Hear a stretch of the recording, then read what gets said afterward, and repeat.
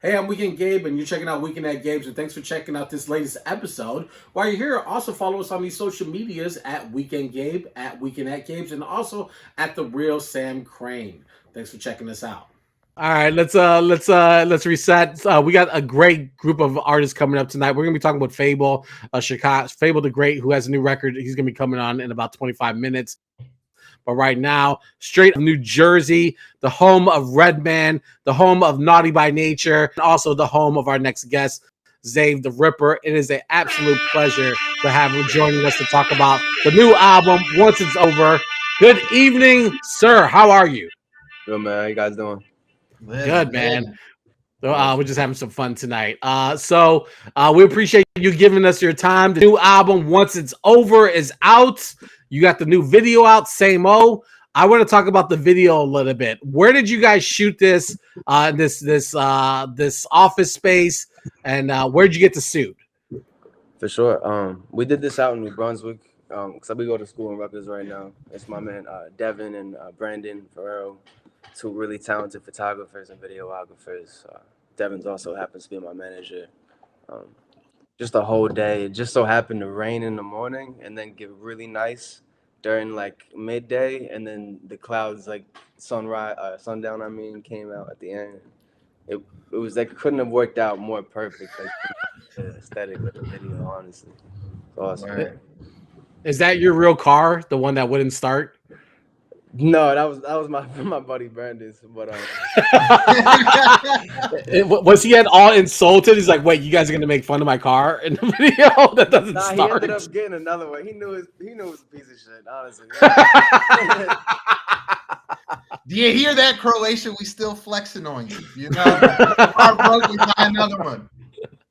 High unemployment, but we're still doing all right over here. Got it. Yeah. But the record out there new Once It's Over. I think it's a fantastic listen to, by the way, and you have some great guests that we're gonna get into. I know Sam's like really excited about one of the guests particularly that's on the record. I want to quote something you said to in a previous interview. This is about some of the goals when you're creating records. You said, I want anyone going through a hard point in their life to have comfort when listening in a time when they may feel alone. Did you approach that when making this record? Like you were targeting a certain audience that may be feeling isolated, especially with the last year of everything that we've been going through? Felt on the same thing. It's just, honestly, I mean, everybody's going through their own personal battles, myself included. Just, you know, this whole, especially COVID, everything's just been like a whole crazy mashup. You know, everybody kind of gets to a point of, you know, extreme lows or even rock bottoms, you know, depending on where you're at in life. But, you know, I feel like I wanted to portray that too at the same time of just, you know, knowing what it feels like to be at that low point, appreciate that low point. So, you know, when you get to that way up, you know, we right, can really see, you know, where that, you know, nirvana, that bliss, and you know, everybody gets to enjoy things, you know. Absolutely. And one of the people helping you to raise your game to the highest level is your manager, Devin. Why don't you talk a little bit about how that relationship developed and how y'all got together in the first place? Yeah, shout out my manager, Devin. We met our freshman year of college. It was our roommates had mutual friends, and you know, just had, you know, I think it was dinner one night. We were just talking about music and stuff. He just so happened to come out because, you know, it's, you know, first couple weeks of school, everybody's kind of shy. They don't know who's who, and you know, once we started talking about, you know, like Dreamville artists and, you know, other inspiring artists that we all, like, you know, grew up listening to, especially us too, you know, we just kind of clicked and bonded. And, you know, especially this past year, we started taking, you know, the team aspect of everything a lot more serious. And it's been great ever since. We've just seen nothing but dubs, and it's, you know, it's a constant effort between both of us. You know, we're there for each other to make sure, you know, we don't slip or, you know, do anything. It's a great dynamic. Yeah. What is the biggest benefit? Because not everybody has a manager, and specifically lately, especially around Chicago, I've been hearing a lot of y'all think you want a manager, but y'all don't have stuff to manage. You know what I mean? So what is it for you? What does he take off your plate, or maybe, you know, ease up the load a little bit on your end? Honestly, I guess it just depends on everybody else's situation, but for my own, it's just you know, a lot of the back end stuff that you know, you don't see, like, obviously 'cause it's behind the scenes, but you know, sending out a lot of emails and you know, reaching out to certain people, making sure things get arranged, and you know, he's like my right hand, just making sure things get done. He's also a photographer, so he's helping me with the photo shoots. He also did the artwork for the album. He's really, really nice with me, like.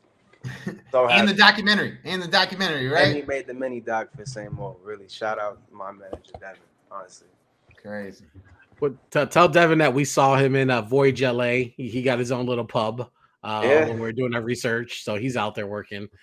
So it's kind of an interesting dynamic. So you were born in New York, but grew up in New Jersey. So I shared this story, I think, a few weeks back when we're going through the 9/11 anniversary, and in the Spike Lee documentary Epicenter on HBO, there's a story of when they were ushering people from Manhattan on the ferry boats. They were using New Jersey as a drop point. And so when someone asked, like, "Hey, where are you taking us?" and we're like, "New Jersey," and they were like, "What?" So, what is it about, like, with New Jersey that the misconception of New Jersey is? Obviously, it's not as sexy as New York, but what is this disdain for New Jersey? Honestly, it's just everything around here. We have literally everything. So it's, you know, if you live in Trenton, like the capital, you're right by Philly, so you got the whole aspect of Philly, so like culture. And then if you're more by, you know, even say like Union City or, you know, Bayonne, Jersey City, you know, you're right next subway away from Manhattan. Or if you're by up north, like on the northwest part of Jersey, you're by like mountains, and like we call it the sticks. So it's just like, you know, you got like, you know, a lot of hillbillies and stuff like that up there, whatever. And you know, it's just literally a big melting pot. Because then, mind you, when I was 16, I moved out to Libertyville up in Illinois, like 30 minutes from North. Okay. If you guys are familiar, Yeah, absolutely. Chicago. And coming out of there, like you see everybody, like they assume, like, I don't know how it is with you guys, but it's like they think we're like the Jersey Shore or something. Like, and it was an annoying misconception to like have to keep hearing, like, throughout like my whole like time spent out there. It was just like, wow, like I'm just never gonna get over that. Everybody's just gonna think I'm like a Guido or something. Hey man, it could be worse. They might think you from the sticks, but I'm glad you brought. I'm glad you brought that up, because I was taking a look through your Instagram, man, and you know, it do seem like sort of outdoorsy mountain vibes really inspire a lot of your you know, your writing, your music in general. What is it about like hiking and those big scenes of nature that really inspires you the most? Just like being outside. I mean, like, honestly, nobody ever tell you this. Like, a billionaire never tell you, but the greatest things in life are free, man. Like, you be outside, you catch a nice day, and it'll be one of the best days you ever had. You didn't have to spend a single dollar on it, but you're outside enjoying it, you know, spending time with, you know, whoever, even just yourself. You know, it's nice. Makes you just have like a thought go through your head, just inspires you, you know. Is it a certain amount of like serene calmness that like lets you, you know, get your thoughts off in general, or like? I feel like as an entertainer myself, I'm just always all over the place. So I just like that little release into just like, you know, go into the wild, just like chill out in the forest, or like go jump off a cliff and chill out in the water for a little bit, and just like take a sensory break from, you know, just because, you know, we live in the time where it's just you're always on a computer, you're always on your phone. That shit honestly just get like too draining for me, at least. I don't know. Right. Yeah. Dylan. Yeah. You were quoted saying another interview where you're like, you moved around so much when you were a kid. You know, you had all these different locations and spaces that you lived in. So it's like you don't necessarily have like a hometown, and you've been able to adopt and adapt all these different experiences into the music. How do you think that's shaped you in the direction of the type of music you make? Because like the record, once it's over, it's a very enjoyable listen, right? It doesn't attack your eardrums. It's sensible. You can understand the lyrics. You know, you can really grasp and digest it. Is that just some like the Midwestern type of flow, or like the Eastern lyricism, East Coast lyricism that you're adopting? Talk a little about how you were able to sort of stir that pot of influence from all those different spaces and craft this record and also your style. And the best way I could put it is just, from moving around so much in my life is, you kind of take from here and there and Right. get inspired from different like environments. Like for me, I used to play trumpet, so like even when I was in Chicago for a little bit, like being in the jazz scene was amazing. Or like even being in New York, you see all the plays in the theater, but then mind you, you still got a lot of live performances and a lot of bars and stuff like that. But then you go out to I lived in Newtown, Connecticut when I was really really little, and there's nothing to do out there, so so it's like, I don't know, just like a whole mashup of different things. And, I even had a talk with Devin about, just a really deep talk about just like almost like this whole kind of sense of me just being a nomad in the sense of just, never having a home, but also wanting to share the story of, knowing what it feels like to not, I guess, necessarily have that, but be able to create my own story, and make my own, perception of that at the same time for anybody else that, may be in my shoes. Word. Let's circle back to the record just for a second because I want to talk about a couple specifics and then I have a general question. The artwork seems a little bit inspired by Mac Miller's not swimming but circles. Circles is the new one, right? Talk about the influence of that artist and his career on your path. Honestly, I don't know who could ever deny Mac Miller is a really talented artist. Honestly, he's inspired me ever since I was a kid, even before like I wanted to make music. When I was 11 years old, kids would call me Mac Miller. Like, so it's just I've always had the comparison. Like, I even look at Dev every time because like I'll get the comparison even like to this day. So it's just, especially now more so with the music, but then. It'll just be kind of funny. Like, oh, I just got my 30,000th comparison today. That's awesome. But, I'd rather be compared to like, one of the, most inspiring artists, at least this time, than, some random person than like Vanilla Ice or something. No disrespect, but. Hey, respect on this side. You know what it is. Oh, yeah. That's awesome. Oh, wait, you know what? I don't know. Yeah, go ahead, bro. I got to remember. Hey, go crazy. What's happening, man? RIP. Go crazy. RIP, my dog, bro. RIP, my dog. The next thing I wanted to talk to you about, and one of the records that really stood out to me on the album was the record with Byrie. Byrie the Siren, as she's known in certain circles. What was it like working with her? And yeah, let's start there. What was it like working with Byrie? It was honestly just like a simple process.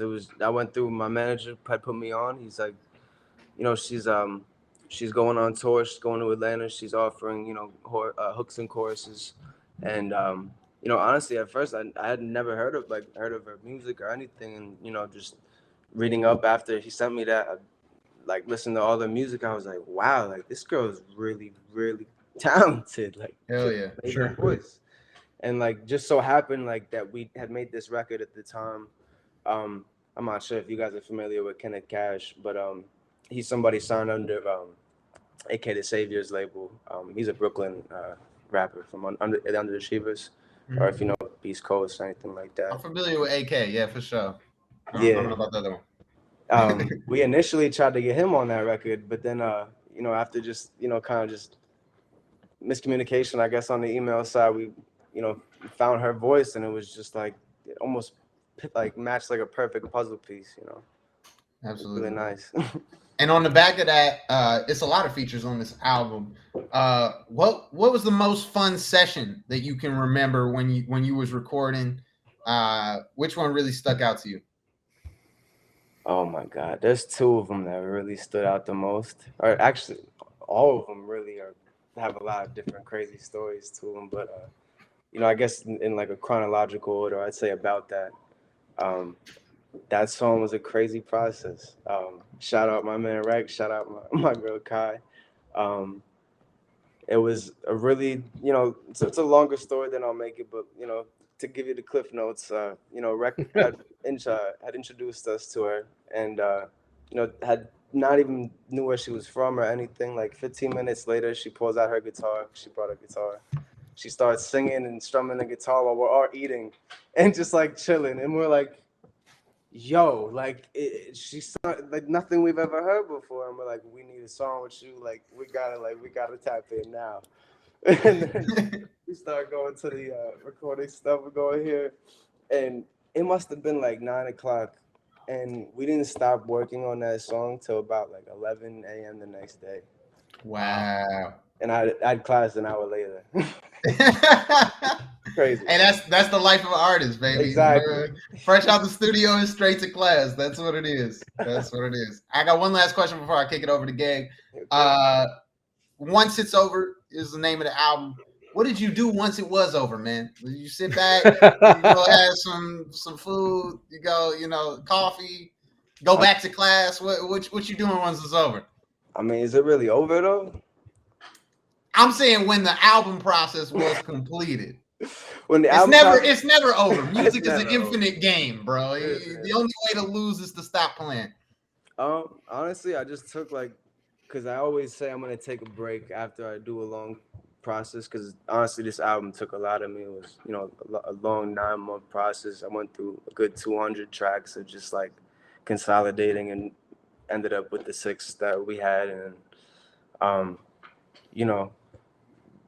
that week break turned into 2 days, and then just started making more music. And it's the life of an artist. It's just kind of like you never kind of want to stop, even when you are supposed to stop. It's just like, all right, we're on to the next thing. Word. Well, why only 6 records? If you have like 200 that I don't imagine if you wrote to 200, but I imagine you probably had a lot more than that. Why not make it a full record instead of sort of an EP-ish kind of offering? I feel like we're just living in a time where, long playing records are just, not as easily consumed, and I hate to say it because I'm a sucker for long, illustrated, cohesive projects. I love to see you say it to Gabe though. It's the truth, and that's that's someone from my generation telling you that, man. Because everybody in my, everybody around here, at least everybody in Chicago, everybody would tell me, dude, you're not gonna do shit without singles. And I was like, nah, I'm making a tape. Like I'm gonna make a tape. And they're like, nah, it's not gonna do well. I'm like, all right, I'm gonna, sure enough, like grand, like not grand. I'm fucking 1K the first day, like humbly, like. And we're still, still shooting for the stars. Obviously, we're still going to keep pumping out more projects. And, we want more visuals. Obviously, they're coming as well. But, we're just really happy to see this because we would have never saw this, 2-3 years ago. Right. We've talked on this show about what the sweet spot for a record is. And Sam, correct me if I'm wrong. I think we said probably like 30, 35 minutes. 10 to 12 tracks. Maximum 30 minutes. I don't care about track numbers. The full runtime max 30 minutes. 30 minutes. I unfortunately I'm a little bit older than both of you, so I actually remember when double albums where it was a thing, and hour plus records, and you can be satisfied with that. But now obviously everything is shortening because of replay value. You can play something twice if it's 2 minutes because you want to hear it again versus a record that's 4.5 minutes. You might not want to go back. So I understand the replay value and trying to clock the numbers, but also it's like we're missing out. We're definitely changing the way that we're listening, our listening behaviors. Speaking of listening behaviors, you mentioned earlier that you played the trumpet. Like, what is what other music instruments are you really nice with? I would say really nice, just the trumpet. I'm still, practicing with the keys. I just got into, synthesizers, and I have a drum machine. Hey, that's a nice piece of equipment right there, My baby. That is a nice piece of equipment right there. I will. Like Step Brothers, like with the drum set. Yeah, don't touch my drum set. Touch that with my mind. Did you end up? I know you mentioned Key doing some of the production on About That, but what about the rest of the production? Who was behind that? Everything was all myself. I made sure this one was all self done. The only thing she's really production wise was the vocals. She's doing all the background. Got it. Okay. Pause.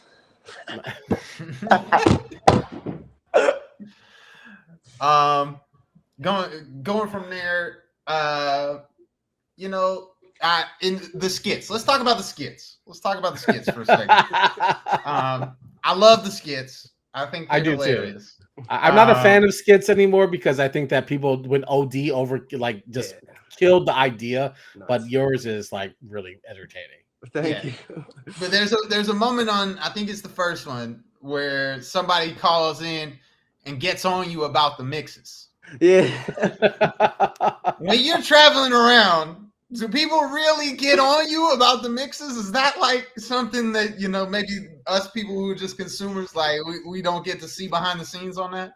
I think on the artist side, or at least like even just the entertainment side of everything, especially with engineering, you know, I feel like maybe it's like a hidden joke, but like some people just really think they got it like that. So like, I just, you know, that was why we made the play on the username. But at the same time, it was just like, you know, some people just, you know, you'll get feedback, and you know, obviously, I'm always open to, you know, criticism and you know, good constructive, you know, feedback, breakdowns and feedback of, you know, what I've done. But at the same time, some people just like are dickheads. Like they tell you what they should have, could have, would have done, and like I'm like, thanks. Well, you should have done it then. Like you think it's so simple? Like it's you know, a lot easier said than done. And another thing on the skits that really stood out to me was the shout out to Christian from Geek Squad. I need to know the story behind that, man. What happened with Christian and Geek Squad? What went down there? Because it seemed like y'all forged a bond, and then we'll maybe never see each other ever again. Yes, shout out that man. I don't know if he'll ever even see this or if he even knows me or anything like that. Maybe he will in due time, but you know. Long story short, it was the week before I had to submit the album, and I'm in the bathroom having a smoke, and I'm like typing, put my laptop down, I open it up, it's this one because it still doesn't work, and the screen wouldn't turn on. It was black. I was like, damn, what happened? So I'm restarting it, nothing would happen. Like, bought a monitor the next day, wouldn't work. Went to Apple, they brought out like 9 of them, still wouldn't work.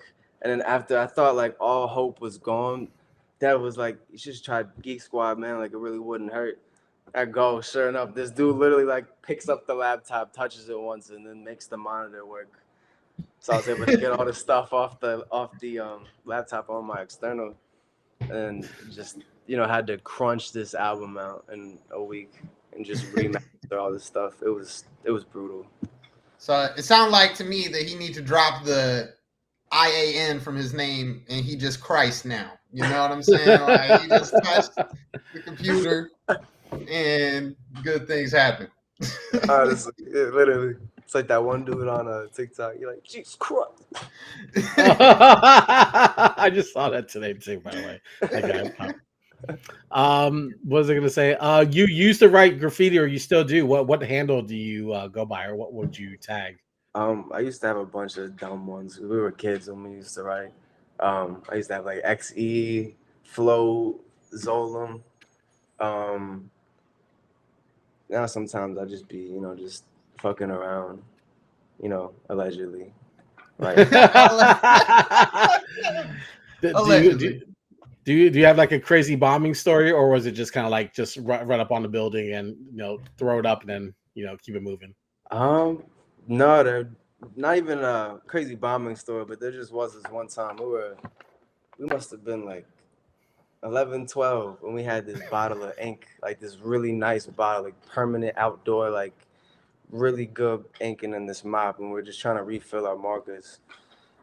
And I don't know what happened, but the table we had it on like fell, and all the ink fell on the carpet. And then the whole night we was just spent like trying to scrub this out, like get the whole thing out. Like mom's throwing a fit at him, and it was so funny. Looking back at it, it wasn't funny when it happened, obviously. You know, I still do right every now and then, but you know, not as much as when I used to. You know, when you're a kid, it's a lot more fun. Word. All right, I got 2 more questions, I think. Speaking of tags and handles, did you know that Xav the Ripper, one word, at Xav the Ripper, is available on Twitter. I'm just saying. Really? I'm just saying. I'm not telling you what to do. I'm not telling you how to do it. I'm just saying. That's number Devin, one. I know Devin's watching. Go grab that. Yeah. It's just funny because I think he out and about, but he stayed pressing me about it for real. It was just funny because like that was the handle before I had switched everything. We did a lot of rebranding this past year and just a lot of reconstruction. And I'm gonna take your advice, man. All part of the process, baby. Infinite game. The only way to lose is to stop playing. All right, my last question before we gotta let you go here. 3 things. I love to do 3 things questions. Sure. I checked out an old record and it was called Zoolin, and I thought that was a great word, so I'm gonna go ahead and use it. 3 things that you gotta have to Zool. Shit. You need some good speakers. Number 1. You need some good vibes.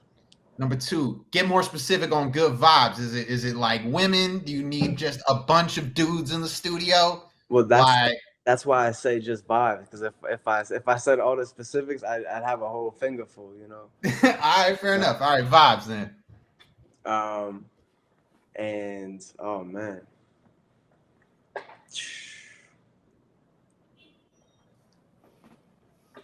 You got me stumped.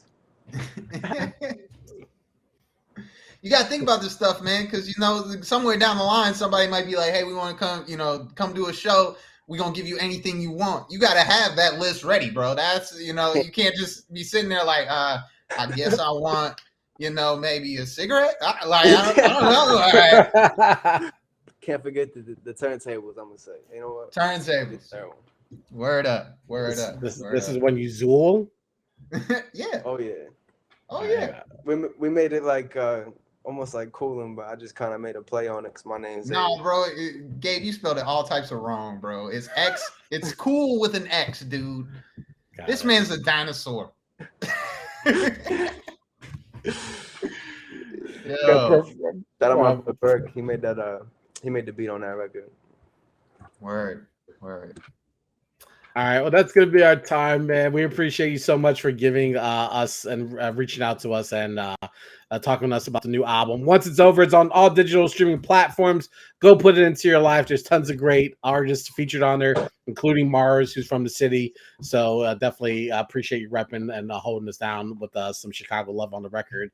But it's also just a fantastic listen. We appreciate you giving us your time. Hopefully you'll be able to stop through the city sometime, if not already. You guys mind if I plug someone real quick?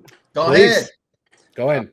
I want to shout out a local Chicago artist, actually. Shout out my boy Joey and their team at Happiness Project. They're from Arlington Heights. Anybody who's interested and wants some dope clothes and is also interested in the cause and helping mental health, please go on their website, cop their merch. All payments, everything bought at that website goes, 15% of it goes to mental health research. Please look them up. No, actually, it's not the first time I've heard about them. Happiness Project out in Arlington Heights, doing great work for the world, not just the city of Chicago. I agree. Definitely go ahead and cop that merch. Yes, sir. All right, well, dude, thank you so much for plugging that, and also thank you for coming through. And thank you guys for having me. Stay safe, guys. I appreciate it. Xav The Ripper joining us here tonight on Weekend at Games. I had to throw the DJ, I had to throw a lot of plugs just because of the skits. You know what I mean? We need to drop the bomb like the skit, we're gonna drop a bomb on this. Oh, I guess I need a bomb sound effect. I don't have a bomb sound effect. I'm like, I'm dropping the bomb, Gabe. Almost. Yeah, almost. I got you. I got you next week. Hey, I'm Weekend Gabe. Thanks for checking out this latest episode of Weekend at Gabe's. Click on any of the links swirling around my head and also hit the subscribe button while you're here. Thanks for checking out us here on YouTube.